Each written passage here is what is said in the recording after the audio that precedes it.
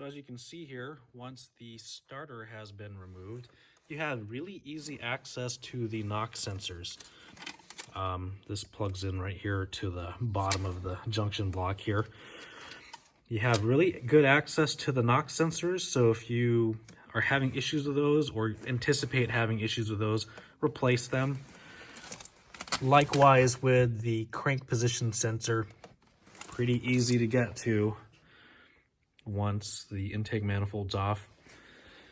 Might be a good idea to replace it while you're here. It's one of those things that can cause one of these engines to not start. Okay, so as you can see, we are back in the shop. New starter in hand, arriving from FCP Euro. I highly recommend using either an original equipment BMW starter or a high quality Bosch starter. Don't go with these aftermarket Napa or AutoZone starters, especially since you've got to remove this intake manifold to get the job done. So before we stick that starter in, I took a wire brush to this positive terminal for the starter. So we want to make sure that's clean before we screw it back onto the starter. So now that we've got everything prepped, just a matter of putting the starter motor back in and installing it with new bolts and torquing it to factory specifications. As you can see here, these are not BMW bolts, but made in Germany. And if you compare the head stamp of this brand new bolt with the factory brand new bolt, yeah, sure, this has blue paint on it, but same manufacturer. So good idea to investigate the parts that you put in. Sometimes you can save money by buying an aftermarket brand that just reboxes or rebags the factory part. So as you might remember, the short bolt goes in the bottom hole here. The long one goes in from the transmission side like so. What we need to do here is run these bolts in and give them an initial tightening to 20 Newton meters, or if you're in the Americas, it's 14.75 foot-pounds. Tighten both of these bolts up to that torque spec, and then the longer bolt, you give it an additional 180 degrees of rotation. After that, 20 Newton meters, and the smaller bottom bolt, you give it an additional tightening of 90 degrees.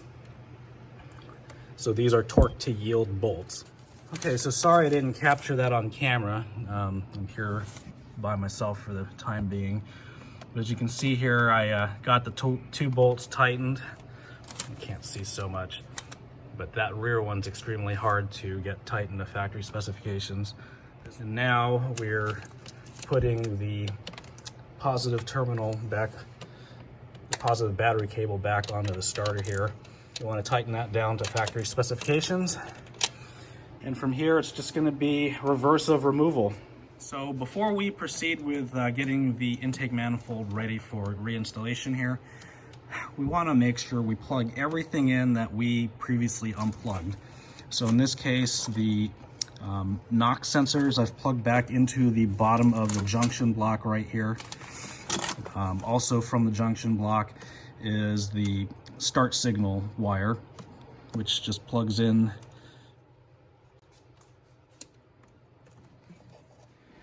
So we've got the intake manifold set up in a spot here where we can work on it.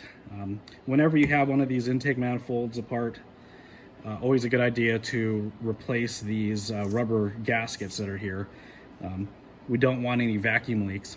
So anyway, using a suitable pick tool like so, we'll just grab onto the old seal and pull straight out. Sometimes when they get saturated with oil like this one, they get stuck pretty hard. But all 6 of these should just come out sort of like that. So I'm going to go ahead and repeat the procedure on all 6 of these. As you can see here, there's a lot of oil, so I'm going to go ahead and clean this oil get it out of there, because that motor oil can end up swelling those seals, and we don't want that. This is the part number for the intake O-rings that we are using.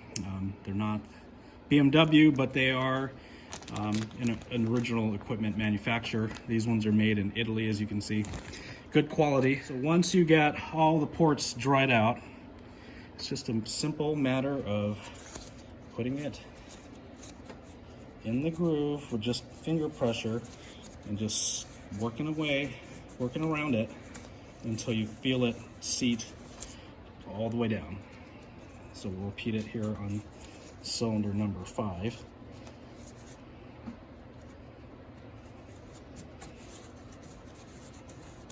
Like so. I'm going to repeat it on the rest of these 4 cylinders. So as you can see here, we've got the intake manifold gaskets back on. I've also replaced the crankcase ventilation hoses, since the ones that were here originally were brittle, and I broke this one here, which is the one that's in my hand. This is the one that goes to the back of the cylinder head over to this port right here. And there's another one that goes from here to the engine block, which is the oil return line. So we're just prepping everything. Things to note here is the junction block here, where all of the little 2-wire heaters for the crankcase hoses plug in. So there'll be the one from the oil return line, there's this one here, and then there's another one that'll plug in, which is the main power feed to this block for this entire setup. Okay, so I've gone ahead and removed the tape that we had here, just protecting debris from falling into the intake ports here. Cleaned up the mating surface so that the new gasket can sit there and not give us any vacuum leaks. So now we're just gonna put this intake back in, kind of backwards of how we removed it. As you can see here, here's the block oil return that I was talking about, and its associated electrical connector. So we're just trying to get everything situated so that we can just plug everything back in. So we kind of go in at an angle, push this guy towards the firewall, so that we clear the alternator, and then pull these 2 electrical conduits up, push it towards the firewall here, and you'll be able to just kind of sneak in basically how we remove things. So for the time being, we're going to work on the front side of the intake manifold. The plugins here are a little bit harder to deal with. So first one that we'll start with is this heater wire for the PCV elbow. Just stick that there. And then we got this 3-wire one, which might actually sneak in better through here, for the diesel valve. Okay, we'll try that for the time being. So now we got to worry about plugging in that charcoal charcoal canister vent line, but that is a push to snap connection, and we might just be able to feed it up through the hole here and connect. Yep, like so.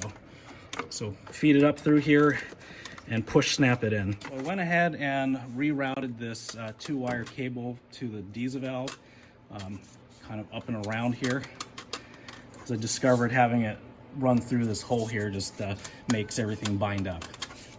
So now what we're going to do is we're going to try to get this manifold lined up a little bit better with the intake get the intake manifold lined up with the head better. And it's one of those things, you want to take your time.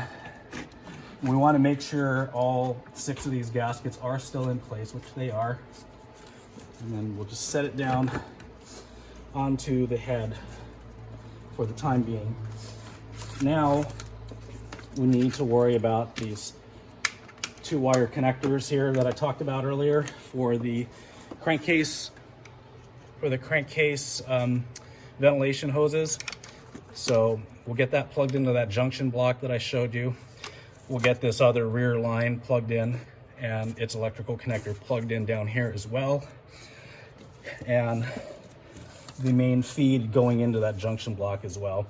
I'm sorry I can't really show you a better view of all this stuff. It's just very tight. You end up working a lot by feel. And can't forget to mention that we have to hook this engine block drain from that oil separator on the back of the intake. Gotta hook that up into that little ball back here. So we have 3 nuts that I've already just kind of screwed on by hand here. We have this bolt that has a small washer that goes in the front right here on this particular car. So we got that. Now on the fuel rail, we got this big old bracket here that's bolted with, you know, two of these guys here and 3 of the intake manifold bolts. So the way this works is it just snakes around, something like that. Now we can run these other bolts in. We'll just do everything by hand for the time being.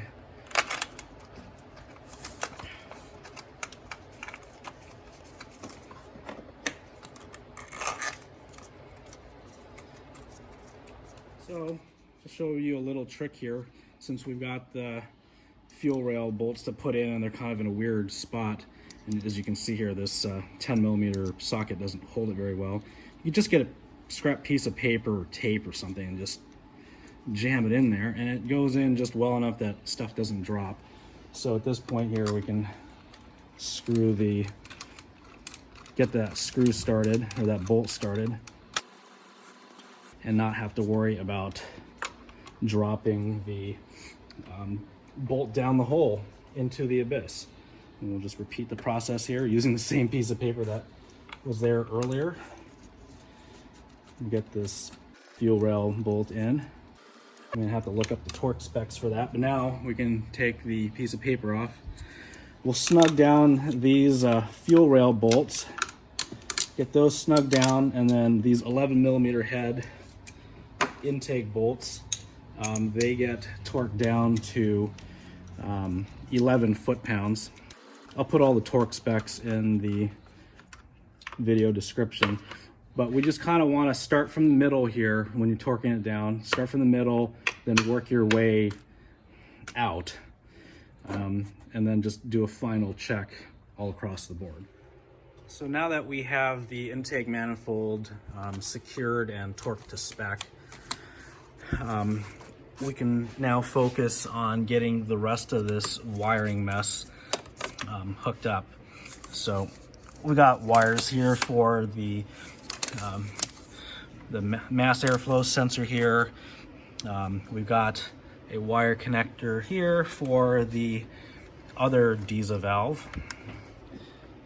So we'll go ahead and plug that in. I got the electronic throttle body plugged in here already. We pretty much took care of all the wiring here on this side before we even set the manifold onto the head. So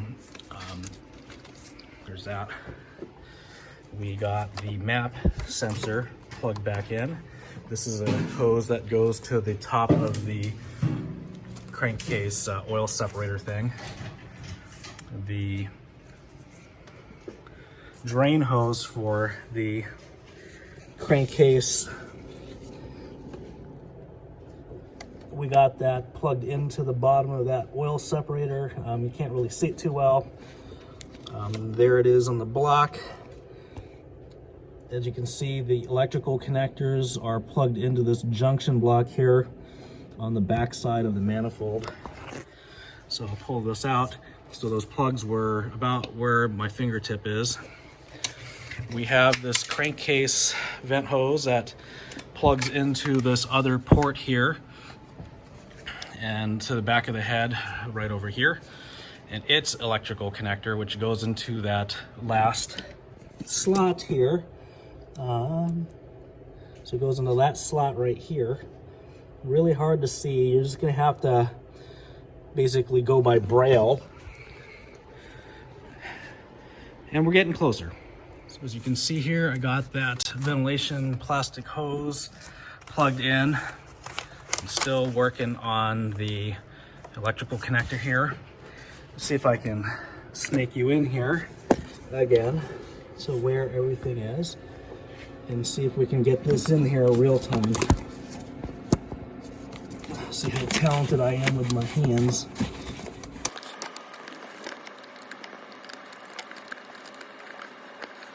Not quite in the right spot there, buddy.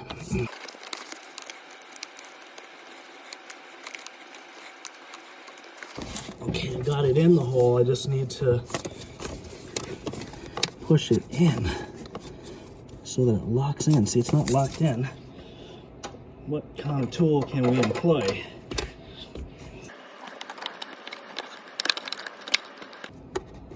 Yay.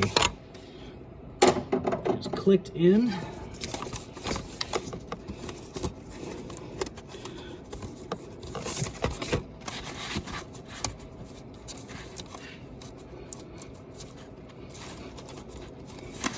Okay, so all of them are nice and happy, nice and tight, and snapped into place. Whew. Now we can work on putting the fuel line back in its place. And just, yeah, we'll go from there. Okay, so we've got the fuel line back onto the fuel rail. We've got its clip here bolted down. That's a T25 Torx. There's another plastic clip on the back side of the manifold that I'm not gonna show you, but that's clipped in place. We made sure the oil pressure is back on. And I just got the bracket for this junction block. I don't know how well you'll be able to see it, but I got those two right here, my middle finger. Got those two Torx screws tightened down so that this junction block is nice and tight. Purge valves hooked up, throttle bodies hooked up, DISA valves hooked up. All that stuff is hooked up. So now just a matter of getting the rest of the intake system plugged back in. You know, we can't forget to plug the mass airflow sensor back in. MAP sensor is already plugged in. So next on the agenda is to put this air intake hose onto the throttle body. It has a flathead or 6mm head hose clamp here. Kind of hard to get to. You want to kind of move everything over here out of the way. And then we just snake this in here right past this vacuum line. All right, and now just get this guy lined up. It only clicks in one way. There's ears on it that line up on the throttle body a specific way. It won't even, once it's clicked in like this, it won't even rotate. So from here, I'm just going to use a small low clearance socket to tighten this.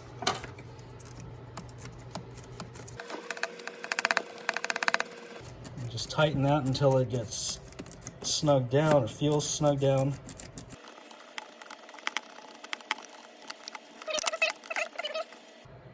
Snug. There's this vacuum hose right here. We used a brand new one just because I was replacing everything. That hooks in to the nipple right there.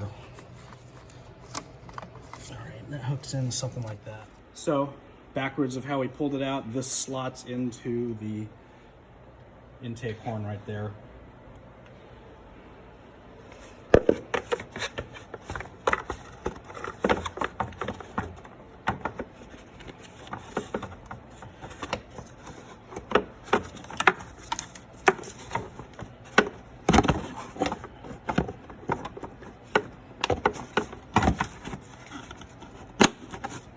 So,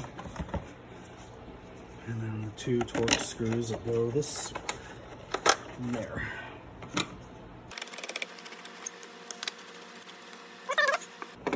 Is putting air filter back in its hole right here.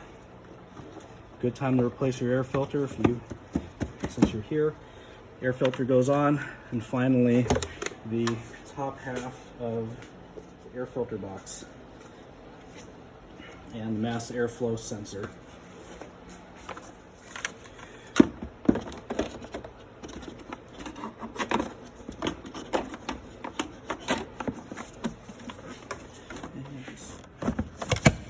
it in,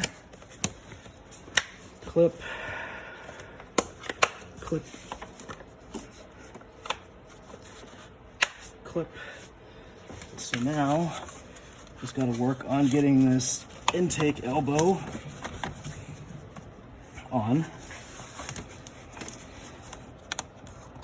Okay.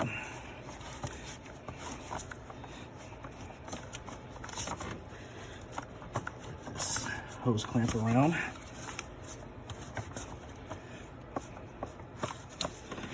Okay, so get the hose clamp around, tighten that with a screwdriver or 6mm socket, and then finally get the mass airflow sensor wiring plugged back in.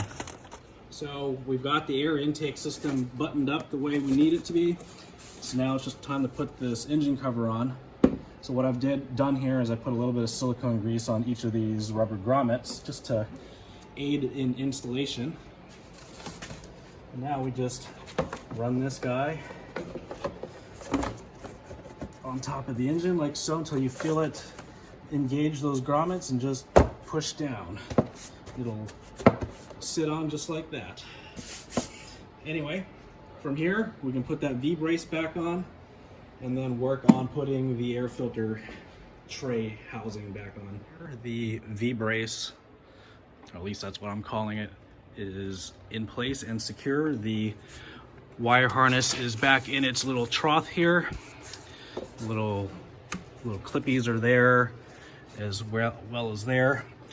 All of these bolts here get tightened down to 27 Newton meters, which is about 19.8 foot-pounds.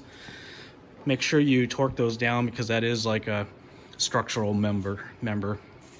So as you can see here, I've got the rest of the windshield cowl or air filter, cabin air filter housings back in.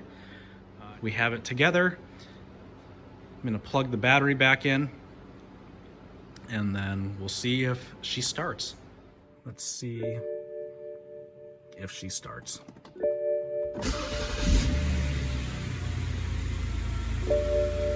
Got some good crank speed there. Engine hasn't fired up in probably a few weeks now. Everything seems to be running smoothly as far as the engine's concerned. We've got light outage errors, which isn't part of the job here. So looks like we've got a successful repair. I hope this video was helpful. It shows you the process involved for replacing the starter on one of these BMWs with the N52 engine. In this case, a 2006 530xi E61. If you like this video, please click the like button. If you want to see more content like this, subscribe to my channel. And until next time, have a great day. Thanks.